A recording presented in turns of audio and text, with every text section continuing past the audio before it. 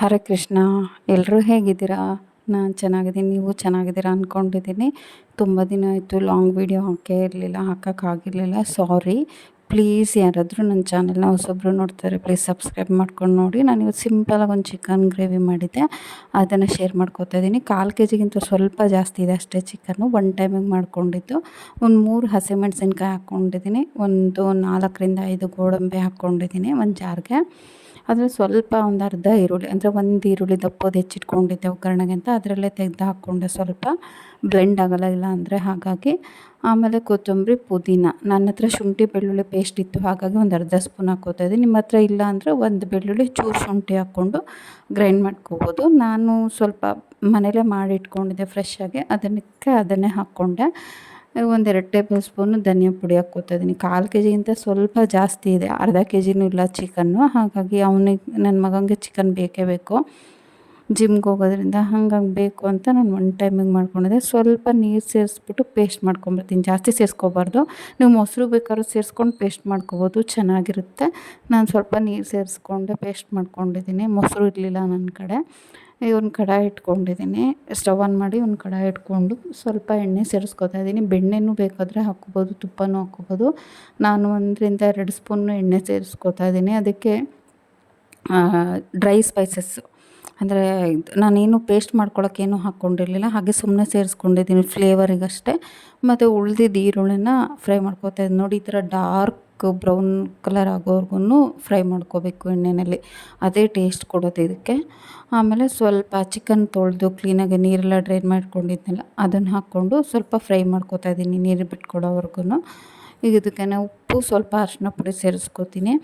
ಚೆನ್ನಾಗಿ ಎಣ್ಣೆಯಲ್ಲೇ ಹುರಿಬೇಕು ಚಿಕನ್ನ. ಈಗ ಶುಂಠಿ ಬೆಳ್ಳುಳ್ಳಿ ಪೇಸ್ಟ್ ಆವಾಗಲೇ ಅರ್ಧ ಸ್ಪೂನ್ ಹಾಕ್ಕೊಂಡಿದ್ದೆ, ಈಗ ಒಂದು ಅರ್ಧ ಸ್ಪೂನ್ ಡೈರೆಕ್ಟ್ ಚಿಕನ್ನಿಗೆ ಸೇರಿಸ್ಕೊತಾ ಇದ್ದೀನಿ. ಇದು ಮನೇಲಿ ಮಾಡಿರೋದು ಸ್ಟ್ರಾಂಗ್ ಇತ್ತು, ಹಾಗಾಗಿ ಸ್ವಲ್ಪ ಒಂದು ಅರ್ಧ ಸ್ಪೂನ್ ಸೇರಿಸ್ಕೊಂಡಿದ್ದೀನಿ ಅಷ್ಟೇ. ಸ್ವಲ್ಪ ಅರಿಶಿನ ಪುಡಿ ಹಾಕ್ಕೊಂಡಿದ್ದೀನಿ.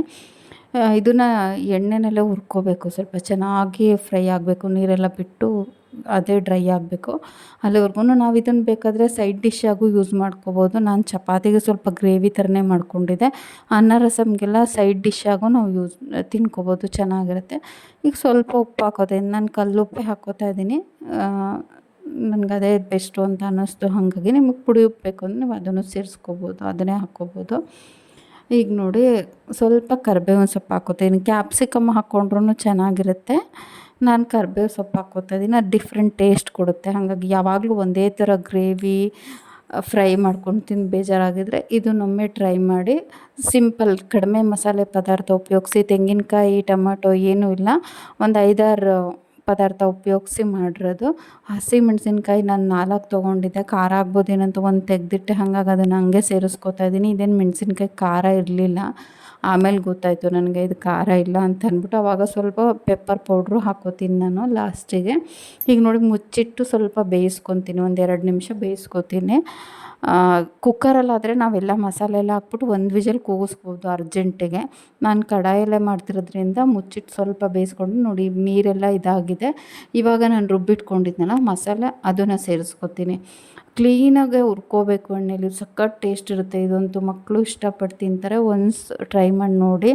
ನೀವು ಬೇರೆ ಥರ ಮಾಡ್ತಿದ್ರಿ ಅನ್ಕೋತೀನಿ, ಇದು ಈ ಥರ ಒಂದು ಸಲ ಟ್ರೈ ಮಾಡಿ ನೋಡಿ. ಅಂದರೆ ತೆಂಗಿನಕಾಯಿ ಅವಶ್ಯಕತೆ ಇಲ್ಲ, ಟೊಮೆಟೊ ಇಲ್ಲ, ಜಾಸ್ತಿ ಮಸಾಲೆ ಪದಾರ್ಥ ಇಲ್ಲ, ಅಸಿಡಿಟಿ ಆಗೋಲ್ಲ, ಚೆನ್ನಾಗಿರುತ್ತೆ, ಟೇಸ್ಟ್ ಇರುತ್ತೆ. ಒಮ್ಮೆ ಟ್ರೈ ಮಾಡಿ ನೋಡಿ, ನಿಮಗೂ ಇಷ್ಟ ಆಗ್ಬೋದು. ಯಾರಾದರೂ ಹೊಸೊಬ್ಬರು ನನ್ನ ಚಾನಲ್ ನೋಡ್ತಿದ್ರೆ ಪ್ಲೀಸ್ ಸಬ್ಸ್ಕ್ರೈಬ್ ಮಾಡ್ಕೊಂಡು ನೋಡಿ ಫ್ರೆಂಡ್ಸ್, ಸಪೋರ್ಟ್ ಮಾಡಿ ಪ್ಲೀಸ್, ಮಾಡ್ತೀರಲ್ವಾ. ನೋಡಿ, ಸ್ವಲ್ಪ ಒಂದು ಅರ್ಧ ಗ್ಲಾಸ್ ನೀರು ಸೇರಿಸ್ಕೊತಾ ಇದ್ದೀನಿ, ಅದಕ್ಕೇ ಚಿಕನ್ ಬೇಯಲಿಕ್ಕೆ ಅಂತ ಅಂದ್ಬಿಟ್ಟು. ಸ್ವಲ್ಪ ಅಂದರೆ ಆಲ್ರೆಡಿ ನಾನು ಎಣ್ಣೆಲಿ ಫ್ರೈ ಮಾಡ್ಕೊಂಡಿರೋದ್ರಲ್ಲೇ ಒಂದು ಅರ್ಧ ಭಾಗ ಬೆಂದೋಗಿರುತ್ತೆ. ಈಗ ನೀರು ಹಾಕ್ಕೊಂಡು ಸ್ವಲ್ಪ ಖಾರ, ಹಸಿ ಮಸಾಲೆ ಅಲ್ವಾ ಅದೆಲ್ಲ, ಅದನ್ನು ಡೈರೆಕ್ಟಾಗಿ ಹಾಕ್ಕೊಂಡಿದ್ದೆ, ನಾನೇನು ಫ್ರೈ ಮಾಡ್ಕೊಂಡಿರಲಿಲ್ಲ. ಅದಕ್ಕೆ ಚೆನ್ನಾಗಿ ಮಸಾಲೆ ವಾಸನೆ ಹೋಗೋವರೆಗೂ ಕುದಿಸ್ಕೋಬೇಕು. ಈಗ ನೋಡಿ, ಒಂದು ಅರ್ಧ ಸ್ಪೂನ್ ಪೆಪ್ಪರ್ ಪೌಡ್ರ್ ಸೇರಿಸ್ಕೊತಾ ಇದ್ದೀನಿ. ನಿಮಗೆ ಬೇಕು ಅಂದರೆ ಹಾಕ್ಕೊಳ್ಳಿ, ಬೇಡ ಅಂದರೆ ಸ್ಕಿಪ್ ಮಾಡ್ಬೋದು. ಕಸೂರಿ ಮೇಥಿನೂ ಅಷ್ಟೇ, ನಿಮಗೆ ಇಷ್ಟ ಇದ್ದರೆ ಸೇರಿಸ್ಬೋದು. ನಾನೇನು ಸೇರಿಸ್ಕೊಂಡಿಲ್ಲ, ನಾನು ಕರಿಬೇವಿನ ಸೊಪ್ಪು ಹಾಕಿರೋದ್ರಿಂದ ಅದನ್ನೆಲ್ಲ ನಾನು ಸೇರಿಸ್ಕೊಂಡಿಲ್ಲ. ಇದು ಸಿಂಪಲ್ಲಾಗಿ, ಅಂದರೆ ಸೈಡ್ ಡಿಶ್ ಆಗಬೇಕಾದ್ರೂ ಯೂಸ್ ಮಾಡ್ಕೋಬೋದು. ನಾವು ನೀರು ಹಾಕ್ಕೊಂಡ್ರೆ ಹಂಗೆ ಡ್ರೈ ಮಾಡ್ಕೊಂಡಿದ್ರೆ ಸೈಡ್ ಡಿಶ್ಶಾಗಿ ಯೂಸ್ ಮಾಡ್ಕೋಬೋದು. ನಾನು ಈ ಕಡೆ ಶಿಫ್ಟ್ ಮಾಡ್ಕೊಂಡಿದ್ದೆ, ಚಪಾತಿ ಮಾಡ್ಕೋಬೇಕಿತ್ತು. ಈಗ ನೋಡಿ ಸ್ಟವ್ ಆಫ್ ಮಾಡಿಕೊಂಡು ಒಂದು ಅರ್ಧ ಹೋಳು ನಿಂಬೆಹಣ್ಣನ್ನ ಸ್ಕ್ವೀಸ್ ಮಾಡ್ಕೊತಾ ಇದ್ದೀನಿ ಅದಕ್ಕೇನೆ ಡೈರೆಕ್ಟಾಗಿ.